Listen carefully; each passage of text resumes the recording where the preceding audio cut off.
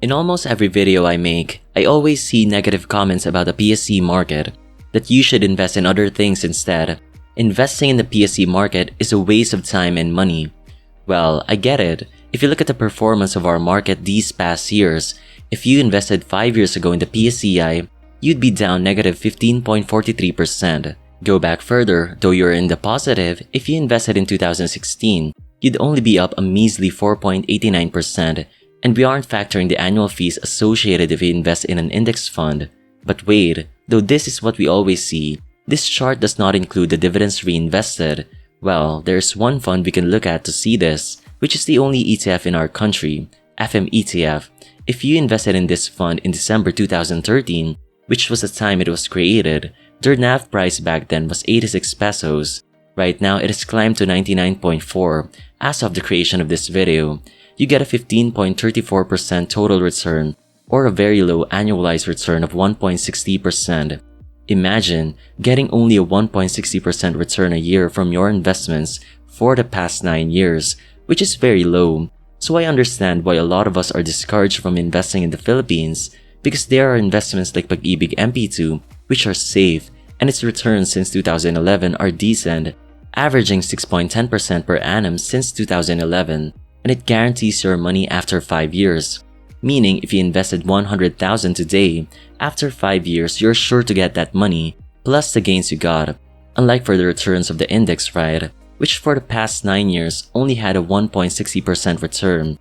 And in stocks, it does not guarantee that you get back your invested capital. So if you panicked during the pandemic days, when stocks were at their lowest, then your money would have decreased. Imagine after waiting 5 or 7 years, your money didn't even grow but even decrease in value. So you may be wondering, with all that said, why am I still investing in the PSE market, wherein I could have just invested easily on Pag-ibig MP2?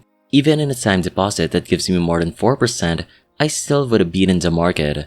Well, the only answer to that is that my time horizon isn't just 5 years, or heck even 9 years. When I first started investing, I have already engraved that to my mind that investing in stocks is a long-term game. If I can, I am willing to hold the stocks I have right now for a very long time. How long? Well, for as long as I am alive, and I even plan to pass this to the next generation. Just imagine the compounding effect of that. This is a problem. Most Filipino investors think they can earn a lot in stocks in just 1 or 2 years. Yes, you can be one of the lucky ones if you started during the pandemic or a market crash, but most of us don't have the luck to time the market perfectly. But it doesn't mean we don't stand a chance, because we have the power of compounding. And compounding does not happen overnight. You have to let it grow for more than 10 years. That should be the minimum time frame for any investor. Well, let's just go back to our example a while ago. Just imagine in Pag-ibig MP2, you get an average 6.10% per annum for the past 12 years. So if I invested 100,000 pesos and just left it there and reinvested all the dividends I got, today I'd have 203,509 pesos. I just doubled my money after 12 years. But remember, this is just an estimated return. I'm sure it would be lower, but maybe just a few thousand. So not bad, right? Let's go back to stocks. A while ago, I just showed you 9 years worth of data because that's the only time FM ETF was created. But let's assume they were there 12 years ago. If you invested in 2011, then you'd have 64.05% or 4.21% compounded return per year, which is a big difference, but still short of the returns of Pag-ibig MP2 of doubling your money. Your 100,000 would have only grown to 164,000 pesos. But this is only capital gains. Since we don't have the data that will provide us with that, let's just put in a 2% dividend per year. This is a very conservative number to use, since the average dividend yield of the PSEI since 2006 is 3%, so you get a higher return of 6.21% per year, or your 100,000 grows to 206,000, slightly surpassing Pag-ibig MP2. But this is still a loss to MP2, because remember, their dividends are tax-free, but still not bad for the PSEI. But what if we extend it for another 2 years? Let's go back to 2009, and let's assume Pag-ibig MP2 pays the same amount.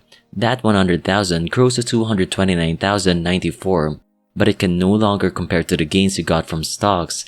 By just extending our time horizon for 2 years, the difference is massive.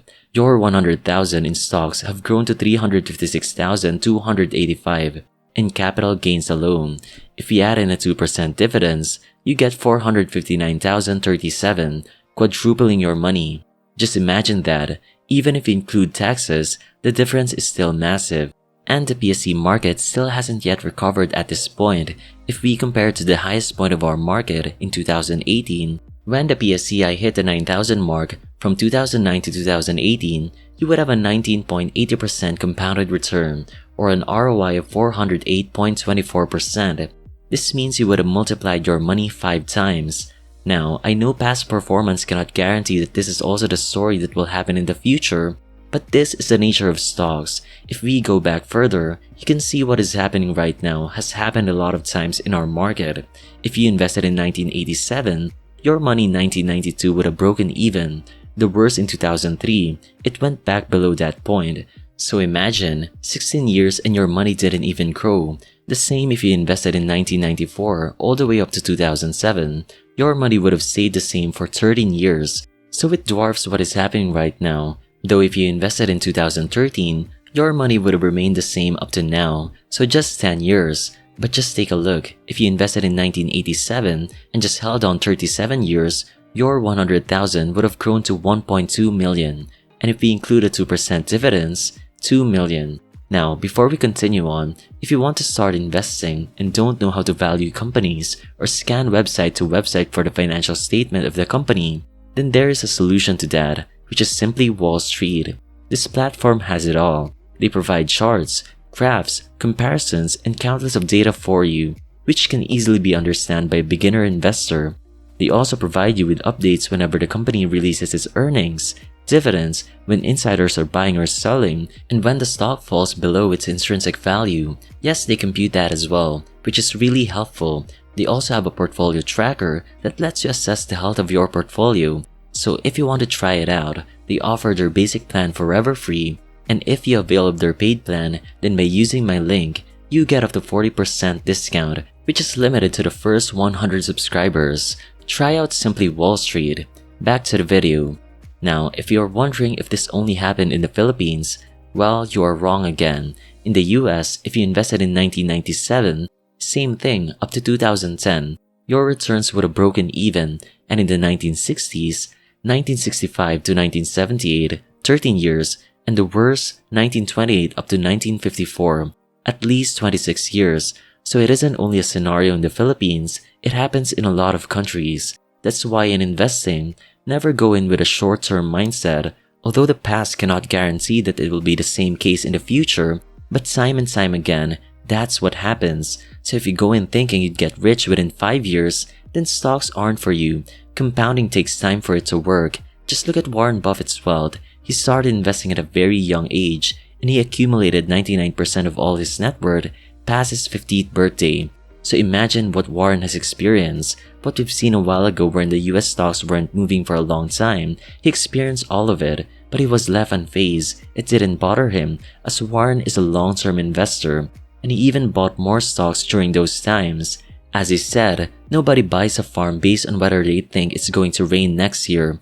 They buy it because they think it's a good investment over 10 or 20 years. We don't just buy any company out there. You buy on the assumption that the company would be a good investment over the next 10 or 20 years. That should be our thinking as an investor. These are the things that we can control. We have no control over whether stocks will rise or fall today, tomorrow, or the next year. But what we have control over is where we'll put our money. That's why if you're in it for the long run, you have to invest in sound companies. Companies you think would last long and can continue to grow far ahead. And in the Philippines, we have a lot of great companies that are so undervalued right now. Normally, you wouldn't see companies in the index on a bargain, but because investors are so afraid that our market won't even climb up, even though they are posting good revenue and earnings growth, the stock is still going down. It's funny because the stock market is really the weirdest market you'll ever see. As someone said, the stock market is the only market where things go on sale and all the customers run out of the store. And the weird part of it is they buy when prices are 2 or even 10 times the norm. When the market is down, that's when you can make a lot of money. And for a dividend investor like me, it is a haven as I can invest in strong companies that don't usually go on sale with a higher dividend yield as their price is down. This is the best part of the market being stagnant for a long time. That's why I don't get it when someone asks me why I'm still investing in the PSE market, as it has not yet climbed for almost 10 years now. Ever since I started investing in 2019, it's still down big, and my portfolio, though in the positive, only has small returns because I never look at it that way. I don't care about the everyday price. I just invest in the companies I think are strong and give me consistent dividends. I never try to time the market like most investors do. Some only come back to investing when it's all sky high. No one can time the market. If someone told you that they can predict what will happen in the market, then 1. They are a scammer, or they're just bluffing their lucky trade. As Peter Lynch said, I can't ever once having seen the name of a market timer on Forbes' annual list of the richest people in the world. If it were truly possible to predict corrections, you'd think somebody would have made billions by doing it.